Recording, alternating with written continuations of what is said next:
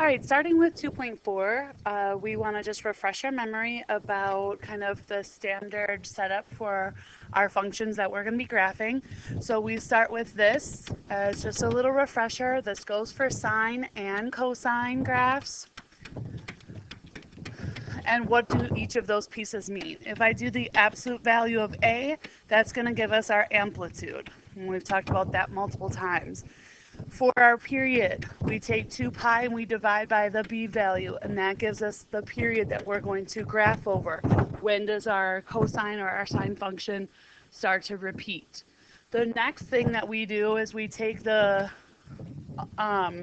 quantity in the parentheses, and if we can set that equal to 0, that's actually going to give us our phase shifts. And that's what we're going to work on today.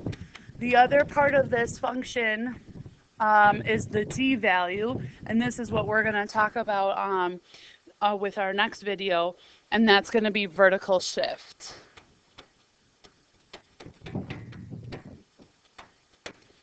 Moving something up or down. All right, so with that, let's figure out what our amplitude, our period in radians, and our phase shift in radians is going to be, and then we can graph this. So to start, our amplitude should be 2. Our period is going to be 2 pi divided by our b value. Well, in this case, our b value is 1, so our period is just 2 pi.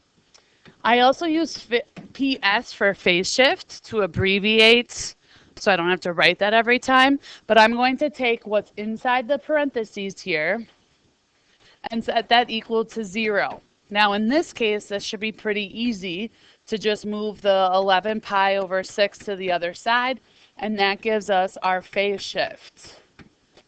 So to start there, the next thing that we want to do then, and this should be kind of a review, is setting up our x and y axes here. And I'm going to break this into 4s and start with 2 pi. Why am I using 2 pi there? Because our period is 2 pi. The next thing that we have to do here is kind of break this up. Well, I always start with what's half of 2 pi, and then what's half of that.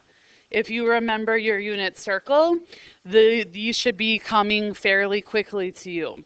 I'm also going to put our amplitude on here of 2 and -2 down there. And that kind of sets us up for what's going to happen next. So we want to figure out what our phase shift is going to do to our problem. Where does that land? So let's do that. So in order to figure out our phase shift, I want to see 11 pi over 6. That's pretty close to 2 pi. So, because if I had 12 pi over 6, that would be 2 pi. So I'm actually moving 3 and some more to the right. So I want to add on to that. So that means I'm going to add on going to the right, because this is positive. Sometimes I like to make that note too. I'm going to the right, and that's going to be about 3 plus to the right. And what do I mean by that? 3 increments, because one increment is pi over 2, another one is pi, 3 pi over 2, and this is just short of, like we talked about, that 12 pi over 6. So I need 3 more increments, 1, 2, 3, and another one to help us out. And this is going to be our new line for where we're going to start everything, which should be approximately right here. So we're going to put that in a different color so you can see that shift. Now, it is a cosine function, and our cosine function, remember, is going to start up at its amplitude. So, and it's positive. So it normally would be here, starting at the 2 on the y-axis, but now we're moving all those points to our new line for our phase shift. So then our next point's going to go down, and then down to -2, back up to the x-axis, and then back up. And here is our new graph. And I like to put arrows on the end on both sides because it's going to continue. But that's the essence of our new graph, what our new graph needs to look like. A lot of times, depending on which teacher you have, we also put what values these are. So keep counting. And that's actually really helpful. Then you can kind of determine where your next points are. So if I was counting 1 pi over 2, 2 pi over 2, 3 pi over 2, 4 pi over 2, this would be 5 pi over 2. 6 pi over 2 or 3 pi, 7 pi over 2, and this would be 8 pi over 2 or 4 pi if you wanted to get those on there, because that does end up being beneficial. So that's our first graph, our first cosine graph with a big phase shift. All right, let's keep working here. Let's start with our amplitude again. Should be 1/2 on this case. Our period this time is going to be 2 pi divided by, think about this as being a fraction, so 1/4.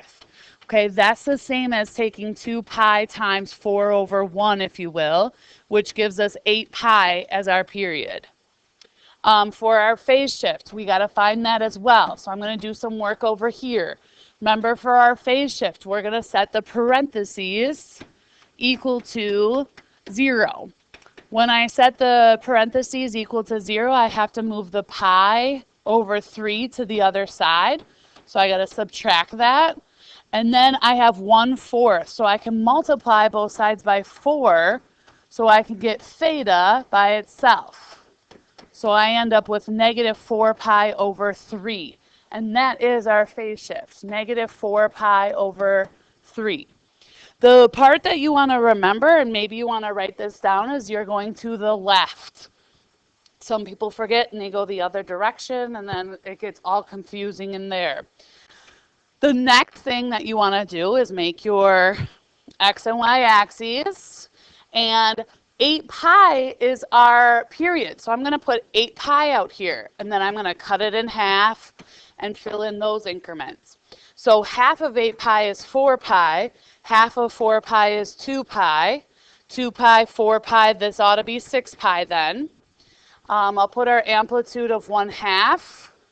I don't like it to make it too small because then it's hard to graph. So you can put that 1/2 wherever you need it to be. So now we got to think about our phase shift so we can find our new line to use, our new phase shift starting line, so that we can figure out where our points are going to go. Now, if I look at 4 over 3, 4 over 3 is like 1 1/3 or 1.3 pi, and it's negative. Well, 2 pi is just one increment, so I need less than 1 to the right. So let's make our new line. I will put on here, I'll put negative 2 pi, because I know we're moving to the left, so I want you to guys kind of understand where it's going. Our original line would be here at 0 for x, but now we want our new axis of where we're putting our points to be here, approximately. So now when I graph my cosine function, which is, this one's a cosine function as well, it would normally have been here, but now I'm going to move it to our new location, which is right here. And then moving everything over less than 1 to the right. So this one would have been down here, moving less than 1 to the right.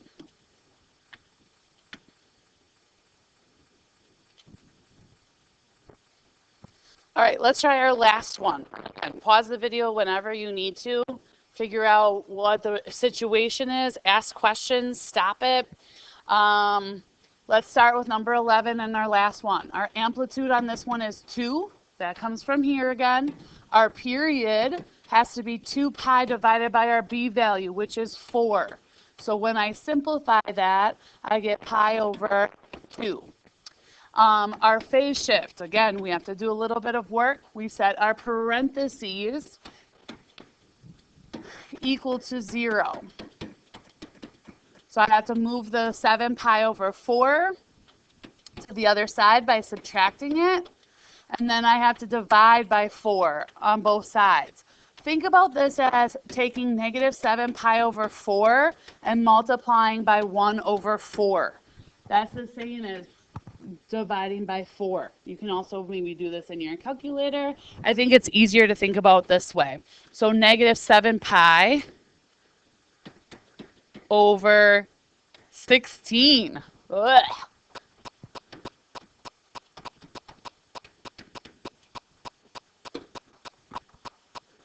All right, so let me just finish this up with the graphing. So we have to do our pi over 2. I'm going to break that in half. That's pi over 4. And then I'm going to break that in half. That's pi over 8.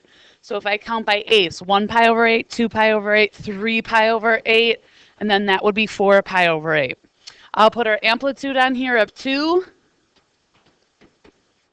And then we have to figure out our phase shift, where that's going to go.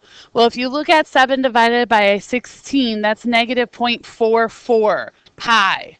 So when I look at 1/8 pi is 0.125. Then this one, right, is 0.25. What's 3/8? 3 divided by 8 is going to be 0.37. So remember, this is like 0.5. So if we think about it, we're moving to the left 3 plus. Because again, remember, this is 0.5 pi. And we wanted 0.4 pi. So I need to get 3 on here and probably label those. Negative 8, negative 11, or negative pi, sorry, over 8, negative pi over 4, negative 3 pi over 8, and pi over 2.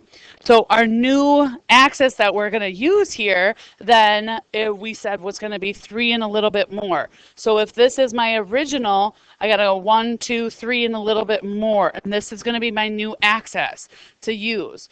And this is a sine function. Remember, sine functions start down at 0. Then they go up to the amplitude.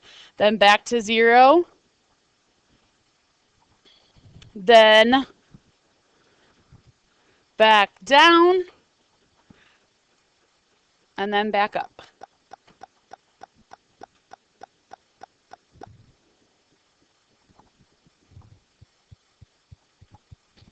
Well, arrows, oops, arrows going this way, my bad. Let me fix that quick.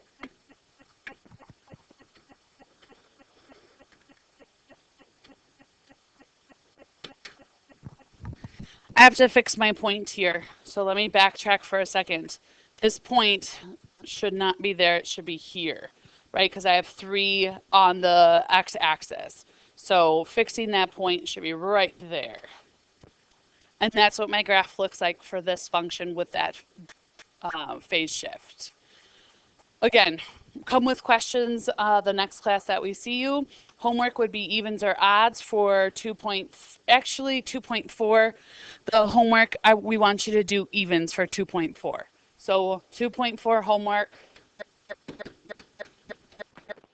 evens.